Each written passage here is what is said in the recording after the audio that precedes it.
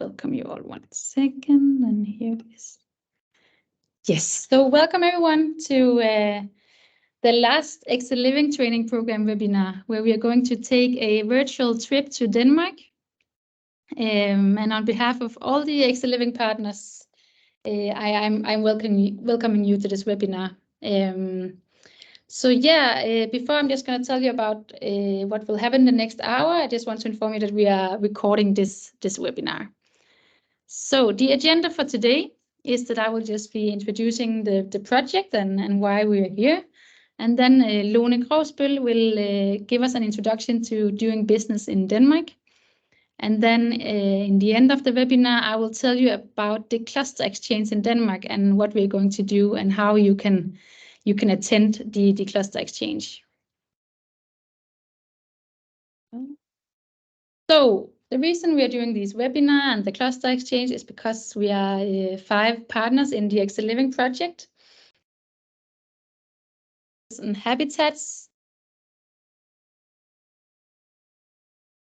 lighting, furniture, building, and construction materials.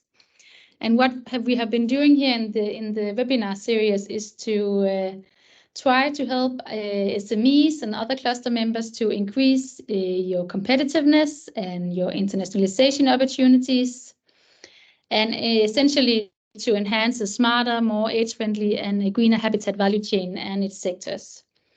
So within the training program, we have had webinars within digitalization, advanced technologies, management, sustainability, and then as today, internationalization. And I just want to inform you about the Excel Living Help Desk, which is a platform that we have made in the project that everybody can sign up to for free and get access to networking, to all the training webinars, and also a forum where you can ask questions and get answers from an expert panel. I will send you a link to the Excel Living Help Desk after the webinar. Yes, and so now for what you actually came here for, to hear about how to do business in Denmark and why Denmark is an interesting country to settle and to set up your business in. And for that, we have invited Lone Krogsbøl from Invest in Denmark, who is also located here in Odense as I am, and who has in 10 years, I think, been helping industries and companies with doing business and how to do business in Denmark. So I will stop sharing my screen and then I will welcome Lone. Yes, thank you.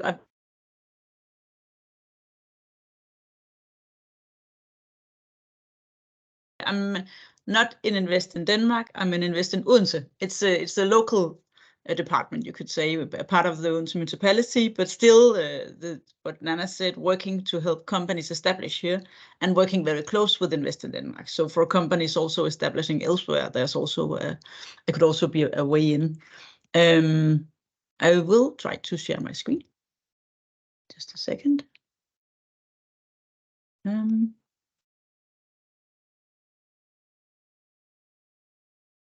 There.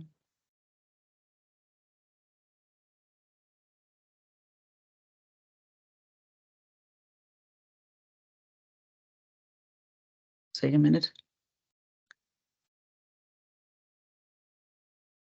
We can see your screen now. Yeah, perfect. There it is. Yes. So, since we are 12 people, I hope that you will ask questions, raise hands, or just interrupt, because I think we ought to control that. So please just ask any questions you like, or otherwise let's take the questions afterwards. Or I will ask you once in a while. Yes. So why Denmark? Well, we are actually always in top 5 when they do these international competitiveness rankings.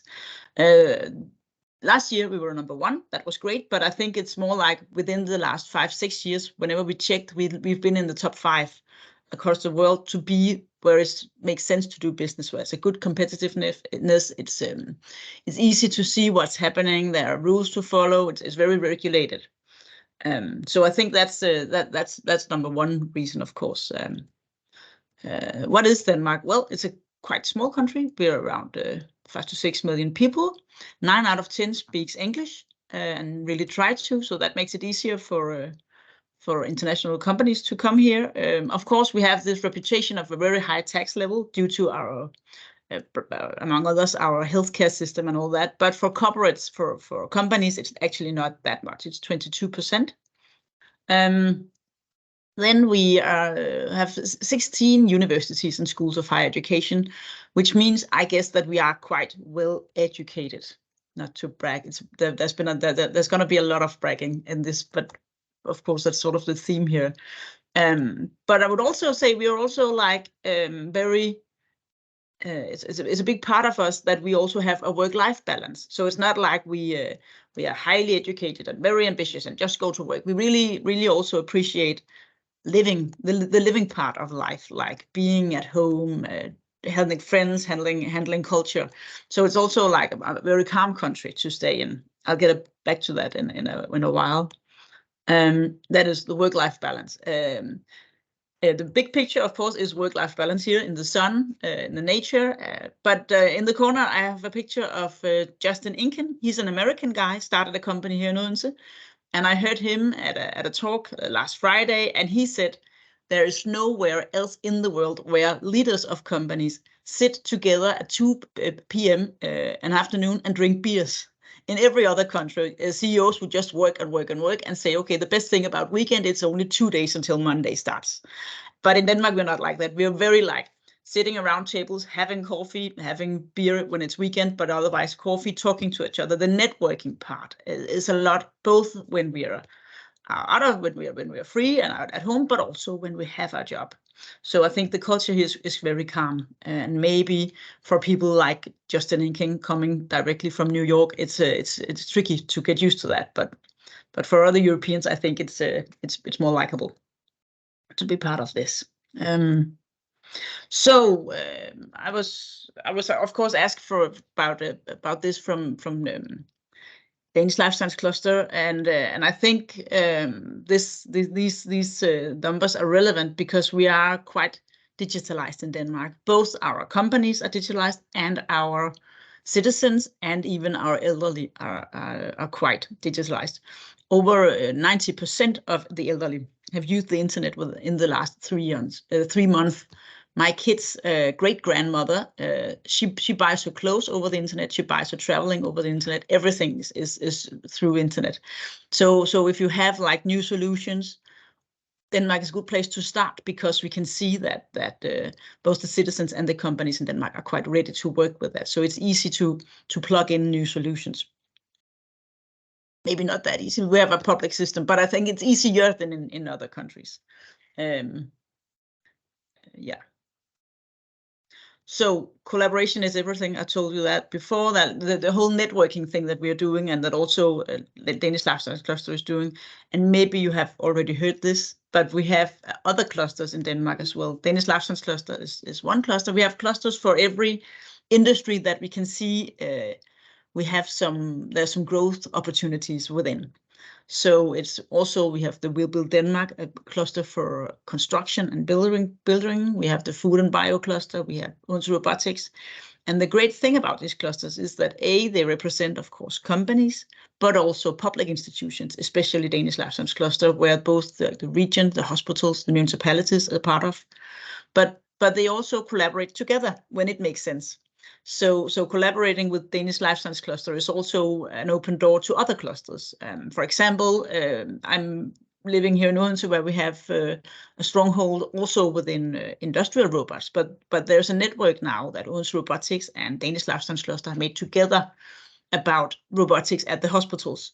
So these clusters and this way to structure our industries is a good way for companies to come in and to sort of explore the network. So I think if you can come with an idea, we can always help you to get to the right people, even though the right people might not be Danish Life Science Cluster. After all, they can help you move on to other clusters, and they can help you start up the collaboration. And also, I think this cluster focus makes it easier to be a company, because as company, you need, of course, to be busy making money. But then we have these institutions that can help you insist on looking at innovation, insist on looking at collaboration, insist on talking about the new trends within the industries. So yeah, this is something I think that you can really explore if you want to, and really gain great business out of that. I think the Triple Helix, I would just say that the Triple Helix collaboration is a very big part of this, which means, of course, the companies, the public institutions, governmental institutions, and the universities, the whole science knowledge students part of it. And now is a very confusing slide, because this is just to show how we do this in Odense. Odense is just one city in Denmark. It's the third largest city, but there are other cities as well doing approximately the same. But just to show you what we mean when we say Triple Helix. In Odense, we have different strongholds. We have, of course, the whole life science. We have robotics. We have drones. And we have software IT. So what we do is we collaborate with the right people at the universities, at the university colleges, and at the Teknologisk Institute. You can see this sort of a place where they help companies also collaborate with science to go faster with an idea and to make a science idea commercialized. So that is a way to go with that. Then we have the national clusters down in the left corner, and up in the right corner I've put in Invest in Denmark, Ministry of Foreign Affairs, and the City of Odense, which is, of course, I'm part of that, but it's also where we help growth happen. And then just to give some examples, I've put some companies in the lowest right corner. Universal Robots is a huge robotic company, 1,000 people worldwide, started here in Odense from the university. Evocep is the same, started here as a startup from Odense, has now gained more than 200,000 Danish kroner from the Novo Nordisk Foundation to continue. They're doing biotech. And then, of course, Novo Nordisk, I will mention, the big Danish pharma company, has just announced that they're establishing here in Odense as well. And through this Triple Helix, you can get access to these kind of opportunities to see, well, can SDU, can the university, can the students help me develop stuff? Can the clusters maybe make the right setup for that, make the best setup for that, so that I can concentrate on my business and on making money, and I can get the help I need to do the innovation at the same time. Please, if you have any questions or think this is, if you say, why don't you talk about this? I would please tell me. So I'll just give you some examples on how we help in Invest in Odense municipality. Quadsat was a startup in Odense. They make drones. It's a part of the robotic cluster. They started up in a startup hub, actually a hub for startups we have here in Odense in 2017. And when they were done in that program, they moved towards the drone center in the airport, where they now have their business. And we were in contact with them all the way from the beginning in the startup hub. And while they moved, also talking about them. Okay, what do you need? Do you need new employees? Is there something that we can help you with? Someone from the cluster that we can connect you to? And then luckily they participated in our investor summits, where we also bridge companies with investors. We have that within robotics, and we've also had it within life science, and it's scalable. So we can also have like investor meetings with any other business, any other industry. And last year and this year and in 21, they got investments. So they're now more than 20 employees. They have several international employees, and they're still scaling. And we still have the contact with this company. So we do that as a municipality. Another company, Quantum Labs, I met with them in 2020.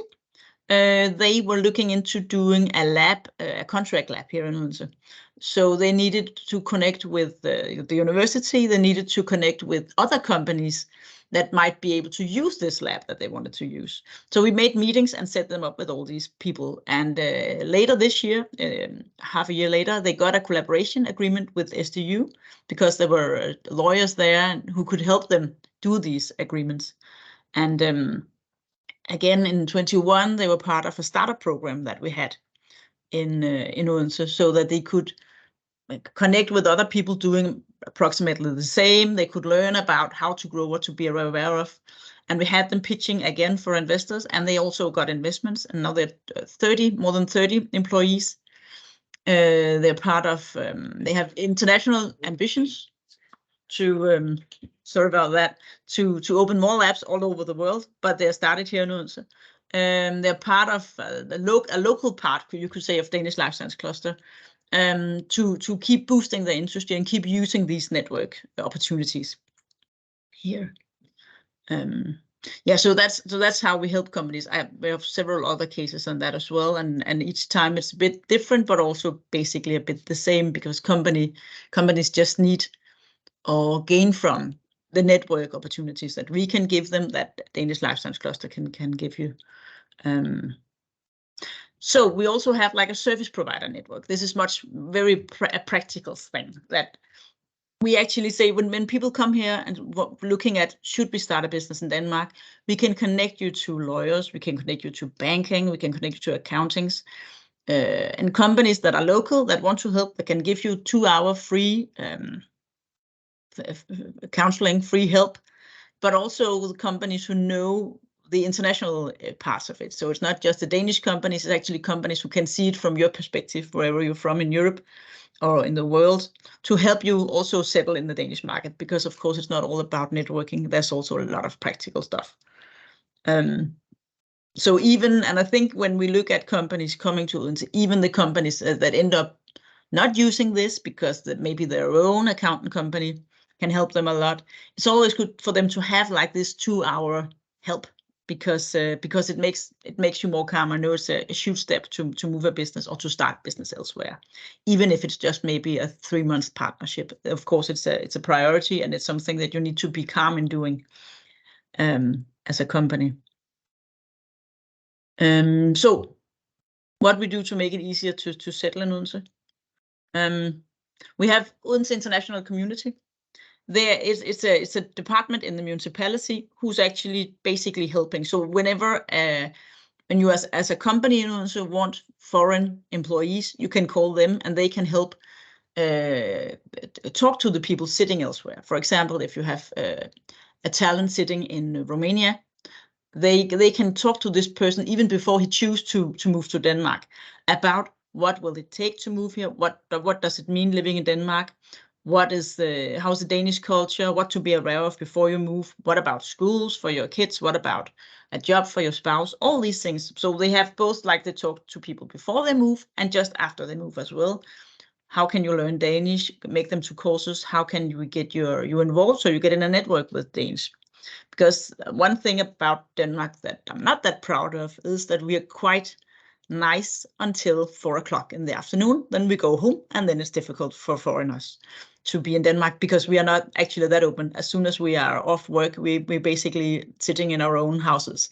And we're working on that, believe me. And we always get that story from international communities. It's a huge challenge for foreign employees. So we are working on it, and the companies in Odense who has a lot of international employees, they're doing things differently. They've learned to do things differently. They learn to make events also for the whole families. They learn to make a lot of stuff in English so that everybody can participate.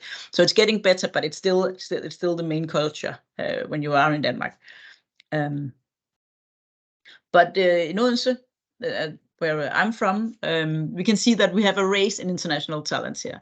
So that tells me that we are maybe getting a bit better at these kind of things about bidding people welcome and helping people here. So yeah. So just to say that whenever, if you have like an idea, maybe not to move a department, but to start a project where we need to be in Denmark maybe for 3 months, there is a lot of help to get through these systems. And I know we have it, but I know also the other big cities in Denmark have something they like. Invest in Denmark even have it for the whole on the national level to help companies establish, because it's so important that you get onboarded for a new country. Yeah, so just some examples on what it actually means when I say we keep networking and keep collaborating and keep these triple helix partnerships. And this is mainly Odense stuff. And maybe you can find it in other cities, but I really think we have a lot here that works out. I built this on the health side because it's the Danish Life Science Cluster, but of course you can see the same within other industries as well. So I'll just take WIN, where I can understand you're participating, and I'm coming there as well. So look forward to meeting you in real life. WIN is actually built on a lot of organizations collaborating. So we have Danish Life Science Cluster, we have the local university, we have the local region where the hospital is part of this. We have other universities as well, and we have centers at universities working specifically with AI, working specifically with I can say they're not part of it this year, but we also have like robotic centers at SDU working into these kind of things. And then Healthcare Denmark is actually a national player who can also see the benefit of collaborating, of seeing what we can do together. And then they created WIN, and it has existed for 7 years now, I think, together with that. And Odense Municipality was part of it in the beginning as well. And underneath these organizations are tons of commercial companies who also participate and who also have ideas for how to make WIN even better every year. So it's basically how we work, that we build these events, we build these collaborations together. And while doing that, and I think that's basically the amazing thing about it, of course, we talk about anything else as well, and actually find ways to collaborate in other ways. In the beginning, when we were part of it, I met with people from the university hospital that I never met with before, and we were actually there to discuss how to do a great event called the WIN. But what we found was other ways to collaborate, other things to do together as well. So I think these collaboration things, they really lead to a lot of innovation, a lot of development, both for the public partners, but also for the companies that participate in these kind of things. And you can see that I've also mentioned here since 2000. So it's actually the eighth WIN. Wow.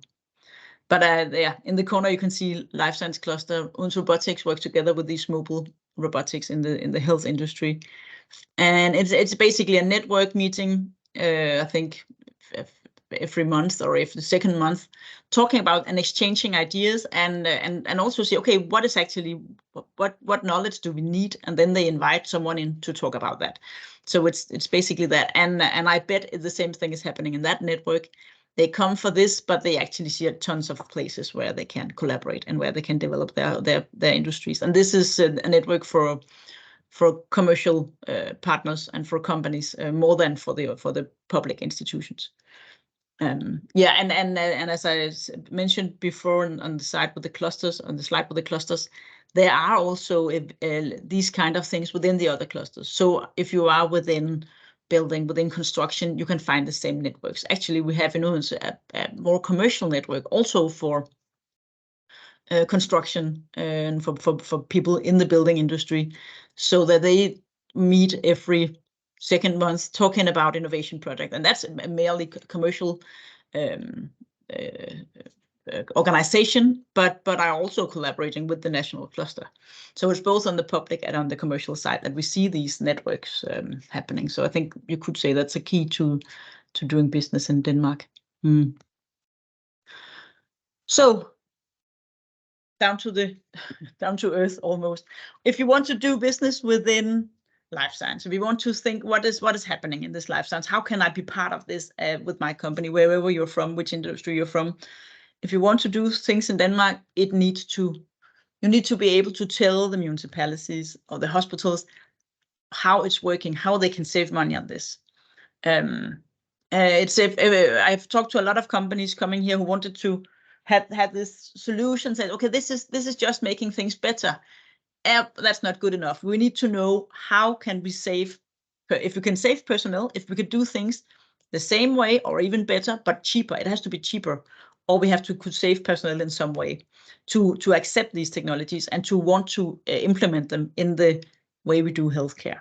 So that's the one thing. The other thing is that, of course, this whole philosophy of keeping people at home is relevant. So things that can prevent people from going to hospitals, things that can help us predict what is going to happen so that it'll be easier to prevent, and even things that maybe can take care of people in person instead of just letting things happen and then they go to the hospital or to the home care centers. And there's tons of technologies that can do these kinds of things, and we are interested, I think, in the Danish life science, the healthcare system. We are interested in it all, basically. So technologies that can keep people at home, technologies that can keep you with, for example, home care instead of putting people away to care homes, because it's cheaper to have them at home. And of course, things that can keep people from going to the hospital is also cheaper. So that's also a way to go for technologies. And I know, and Anna told me that you have talked in the network about this. How can we build these technologies into, for example, homes so that they can stay there? And actually 5 years ago, I think I talked to this construction company that were also interested in that. How can we think in the intelligent solutions, for example, in senior home centers? And there's a lot of senior home centers in Denmark being built now. So it's been on the agenda, but no one has done it, as I know. We couldn't find solutions that were smart enough or clever enough or easy enough implemented to go into these sectors. But I think the times are changing, so I think it's better timing now for that. People are more ready for that because we can see the whole demographic solution, the demographic issue problem, of course. Yeah, now I hate this word, Robusthedskommission, but it's a Danish commission, national commission, basically making, as you can say, coming with some recommendations, say how can we make Danish healthcare more robust, more safe, more grounded, so that it's so that it can stand for all the challenges that are coming in the healthcare these years. And there's 20 recommendations. I'm not going to mention all of them, but if you have questions, might be able to talk down to some of them. I'm not an expert on this, but I've just briefly read a bit about it. But I think two of the recommendations, digital and tech solutions first, is relevant, of course, for this network, but also not equal healthcare for all. It's more like they recommend instead better healthcare for those who need it the most. And this, I think, for many Danes is going to be a shock if people are brave enough, if the politicians are brave enough to do what they're told here. But if they are, that could also be relevant to think into these kind of recommendations if you want to do solutions for the Danish market.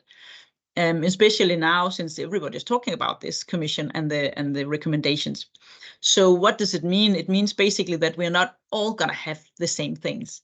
But if you, for example, do care centers in certain areas in Denmark where maybe people are more insecure or more pure even, or doesn't have the same healthy standards as the average Dane, then there might be more openness to new technologies, to new solutions. So the thing to look into this, I've crossed my fingers, but if the politicians are brave enough to do what they're told here, I think it can do good for both the Danish healthcare, but of course also for how you can do business here. And with that said, I must say I have you've spoken even faster than I know that I do, because I'm actually already done. I've made this very last slide. What is happening if you choose to establish in Odense, or if you choose to do business here? You tap into this well-established tradition for public-private partnership. That's not just in Odense, that's in Denmark all over. You benefit from strong networks, industries, developers, government, users, and partners. We can help you, or companies and institutions here can help you get approved to access the European market with a solution. And with Denmark, I think we can say you make a safe choice. We earned these top rankings in international transparency many years in a row, and we have a sort of good brand both within life science, but I think overall us also as a place to do business. And then this red thing, but I really hope that you have some questions that we can talk about, because we have half an hour left, and this was sort of a quick introduction, it seemed. No, it's perfect, Lone. Yeah. Thank you so much. And yeah, please put on your cameras. And if you have any questions for Lone about doing business in Denmark, or if you're coming from a specific country, how should you approach the Danish? And yeah, if you have any questions, please don't be shy. Or anything you say, I would like to meet, if you're going to win, I would like to meet this and that and this institution or this organization or someone who can help me do this and that. If you have questions on that or requests for that, please say that as well, and we can see if we can help you. But I think if I'm just going to talk because I have comments. Yeah, great. So yeah, I think the key takeaway is the kind of the unique partnerships between the public and private organizations in Denmark, and it's almost in the area that we are in, you cannot do business in Denmark without getting in touch with the public organizations. And also as a foreign country where maybe the public sector is not as big as in Denmark, it can seem maybe like a lot of rules and a lot of restrictions and a lot of offices to get through, to get in contact with the right person. But how do you think, Lone, that the Danish public sector are dealing with foreign and international companies who are approaching them? Is there a difference, or are they hesitant? Or I think actually in the development stage, at least, it's the same. I think I hear from Danish companies saying, okay, I've been working on this in Odense for so many years, and now the hospital has started a collaboration with a company in Germany. That doesn't make sense. So so for the hospital side or the municipality side, it doesn't make a difference whether you're Danish or from another country. The thing is that you can prove that it actually saved them money, and maybe that it has worked elsewhere. That's more likable for them. And of course, all our opportunities we have for a public-private partnership within innovation, within development, it's not either important whether you're a Danish company or a foreign company. Of course, if you want to have a dialogue through some time with a municipality, or it's better to be here, but it can also be like one person sitting here 3 months or something. That can also be the way. So it is possible to sell to the Danish public organizations still sitting in Portugal or Romania and not having people on the grounds. I almost said. Yeah, I would say that. But of course, within the development, it's more tricky. Then you have to be more here, easier to get to. But selling is not a problem if you have a good solution. Okay. And then one thing I was also wondering, because now for the Cluster Exchange, we are going to be in Odense, and of course, both you and I are sitting in Odense. Is there any strategic things to have in mind when you're coming to Denmark and you want to sell a product, whether you should start in Copenhagen or you should start in Odense or other areas of Denmark? Do you think there's a difference, or is it easier Of course, I get my salary to say that Odense is the very best place to be. but if I try to be more honest, I think it depends very much on the person. I have companies, Odense companies who work with innovation in municipalities, who said it's actually more easier in the smaller municipalities because they are more, they feel the you could say not the crisis is a big word. They feel the demographic challenges even more when you're a small commune in the urban rural areas, of course. Then then you're more hungry for innovation solutions. So it could be a way to start there, but still the companies that do that, they have their offices in the bigger cities because that's where the network is. So and again, maybe also because I am Danish, so I think, okay, network is key to everything here. So being where you're close to the network. What I hear though from people in Copenhagen that experience Odense with an industry, they say the network we have here on Fyn, because we are a bit tinier than Copenhagen is, so it's much easier. I don't just say go to the hospital to get this to sell your product. I say go to door number 5, and I can come with you, and his name is Søren, and we can talk, because we're not that big a city, Odense, so it's easier to have the network and to be more personalized. I think 10 years ago, before we started the whole WIN collaboration, actually, we all thought that my organization is best at everything, but now we've learned, we did that quite fast 10 years ago, that we are better at different things, at that we can help each other. So I think so everybody know what everybody's doing best, so we can easily exchange contact info. So, and I think that's really a stronghold for us, and I hear that also from national partners who say that. So okay. And one last question, you briefly touched upon the Danish way to do business and business culture, and that we might seem a bit closed off, and that we leave the office at 4 o'clock and then we don't see our colleagues more that day, because we had the similar virtual fact-finding trip to Barcelona last week, and our expert there said that it's after 4 o'clock. It's when you go out to the bars in the evening and the afternoon. That's where you make the connections. That's where you make the network, and that's the only opportunity to actually sell a product. If you have to be, it maybe sounds a bit difficult for people coming from Southern Europe. How do you make the connections when people go home, like walk home at 4 o'clock? Then you have the net. Of course, there are net. I think when I talked about it, it was more like for the employees coming here. But for business owners or for the C-level and innovation people, there are all these networks that you can be part of. Both like very specific industrial networks like what you do, but a lot of Danish life science clusters networks, they also from 2 to 4. So maybe it's a bit the same, but there is a lot of networks also around sports clubs and around culture activities that you can join and be part of. And what I always tell people, it could be a good idea to be part of this network. I don't care if you like soccer, but it's good to be there because all the right people are there. So of course, and that is in the weekends and Friday nights and all that. So of course it's a mixed situation. I think that the thing about the 4 o'clock was more like the one point was that it could be easy to like get friends actually, because you can easily get colleagues, but getting friends is another thing. And the other part is that we actually have this very informal culture where we can easily drink coffee and even beer on Fridays before 4 o'clock, because that's where we do business. So it just have to be before 4 o'clock.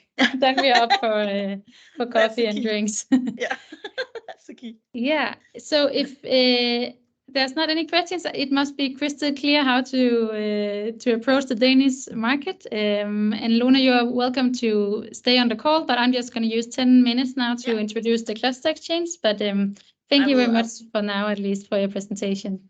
Thank you. And if you have any questions later on, I don't know if we can share the presentation. My mail is there. Yeah, I will share the presentations. Yeah. And of course, if you talk to Nana, she'll talk to me too. Because I just told you that's how we do it in Denmark. Yeah. But I'll stay. I'm curious. So I'll stay. Thank you so much. So I will just share my screen as well. So now I would like to introduce you for the opportunity to going to Denmark in the cluster exchange. And let me just see. So it's going to happen in November 7th until 9th. And this is a picture of the old buildings here in Odense. It's a very cozy city that you will explore when you're here. So the objectives of the cluster exchange is 3 overall objectives. And that is to explore the field of welfare technology, smart living, assisted living, and home automation.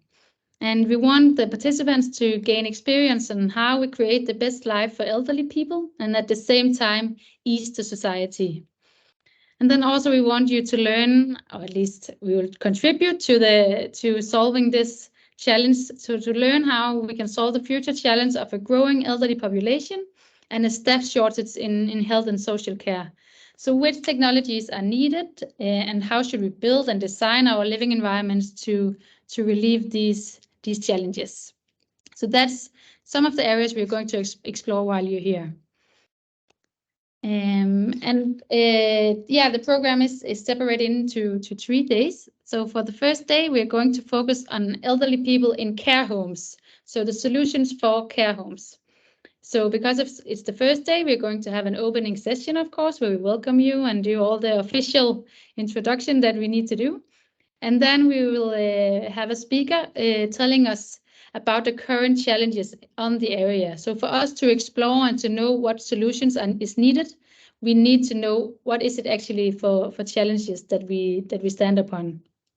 So what are the most urgent challenges caused by demographic changes and pressure on healthcare system and social care systems, both in Denmark and in the rest of the Europe? And then in the afternoon on day one, we are going to take a bus tour around Denmark to visit different care homes, to see innovative solutions within technology and design.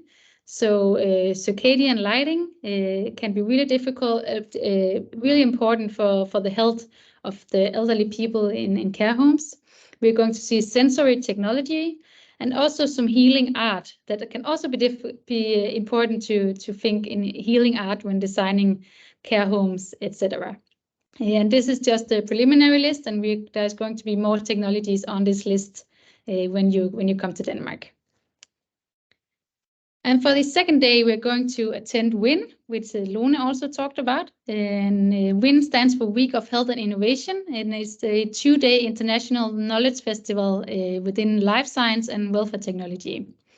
And this year's main topics for WIN is sustainable health, future health and care, which I think Extra Living taps into that topic. Artificial intelligence and public and private innovation, as we just spoke a lot about also with Lone. So we are going to hear the keynote speakers. The Minister of Senior Citizen will be here, and we're going to have other keynote speakers as well. And then we're going to have a half day of a conference focusing on the Extra Living areas, where we're going to invite speakers who will present their perspectives on excellent living environments. We're also going to visit Healthcare Denmark, who has a showroom here in Odense, where we're going to get a presentation of the Danish healthcare system and elderly care system, so you get a bigger understanding how it's structured. We will also have a presentation of the new hospital being built here in Odense.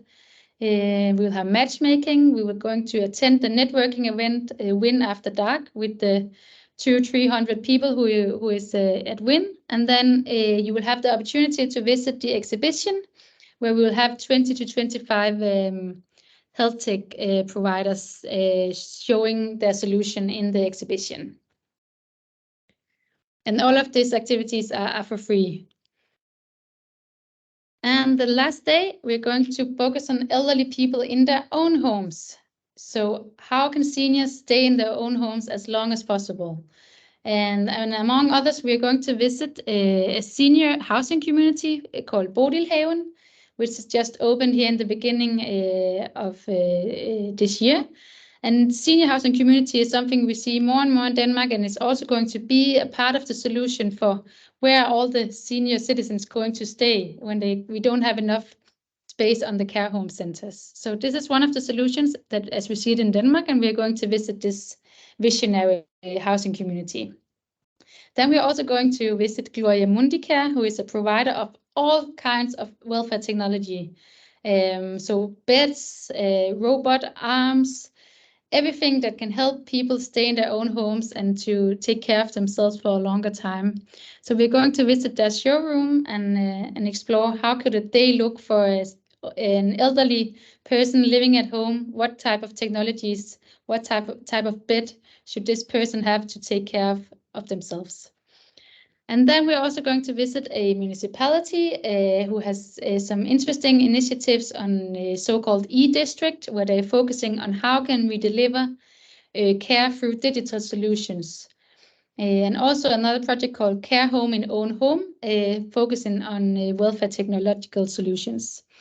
And there will also be more activities on this day. I don't want to bore you with all of them. And some practical information. So we are going to have the location of Odense here on Funen, if you can see here. And you can fly either to Copenhagen Airport or Billund Airport.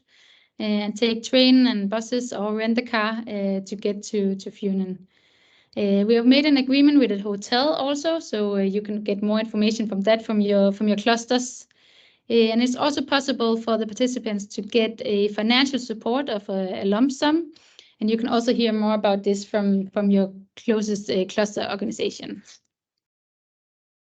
Yeah, that was it about the cluster exchange. So if you have any questions for that, you're also welcome to take the word. Yeah, no question. That's also fine. You're welcome to contact either Ambit or SmartTech Cluster or Cluster Habitat Soest Tavel or Transylvania Furniture Cluster. If you're from one of those, if you're from Romania, Portugal, or Spain and are interested in the cluster exchange in Denmark, please contact one of those clusters. Yeah, well, I think we can just end the webinar before time. Thank you to all of you for participating, and I hope to see many of you in Denmark in November. And you're also welcome to contact me if you have questions regarding the specific activities, or if you want to set up meetings with specific organizations while you're here, please just contact me as well. Thank you so much, and thank you again, Lone, for taking the time to be with us. Thank you. Thank you very much. Thank you. Bye.